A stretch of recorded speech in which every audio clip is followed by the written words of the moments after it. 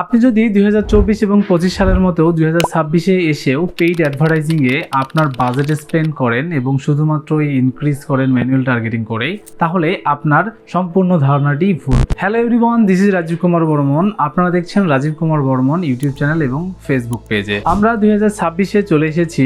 এখন মেটা এবং Google advertising totally AI নির্ভর। সো আপনি যদি আগের মতো ম্যানুয়াল টার্গেটিং করে পেইড অ্যাডভার্টাইজিং করে থাকেন অথবা করতে চান, তাহলে আপনার ধারণাটি একদমই ভুল। আমরা 2026-এ জানতে পেরেছি যে মেটা কিছু আপডেট এবং গুগলের কিছু আপডেটের কারণে আমরা দেখতে পেরেছি আমাদের স্বাভাবিক যে অ্যাডের পারফরমেন্স সেগুলো ফল করেছে।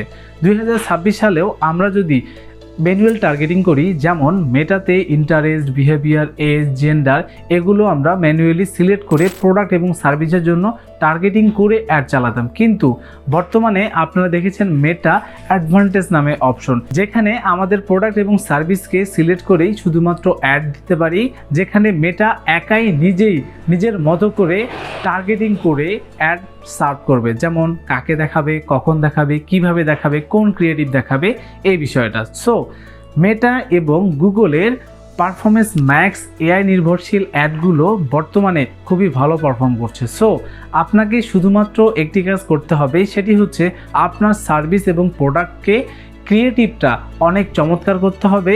সেখানে মেটা এবং গুগল অটোমেটিক অ্যাড দিবে এবং কাকে দেখাবে, কিভাবে দেখাবে, তারা নিজেরাই এই অ্যাড ডেলিভারি এবং বাজেট ইনক্রিজ করে, যারা 2024 এবং 25-এ ম্যানুয়াল টার্গেটিং করে অ্যাড চালাতেন, তাদেরকে অবশ্যই এআই নির্ভরশীল হয়ে অ্যাড রান করা শিখতে হবে এবং এআইকে আমাদের এনিমি না ভেবে আমাদের সহযোগী ভাবা উচিত। কারণ এআই নির্ভরশীল হয়েই রিসেন্টলি আমরা অনেক ভালো অ্যাড পারফরমেন্স পেয়েছি। সো আমার এই চ্যানেলের সাথে থাকুন। আমি নিয়মিত আপনাদেরকে এআই নির্ভরশীল, AI funnel base ad structure এবং লো বাজেটে কিভাবে অ্যাড পারফরমেন্স করা যায় সে বিষয়গুলো নিয়ে আলোচনা করব। সো লাইক, কমেন্ট এবং সাবস্ক্রাইব করে পাশে থাকুন নতুন আপডেট পেতে। Thank you so much.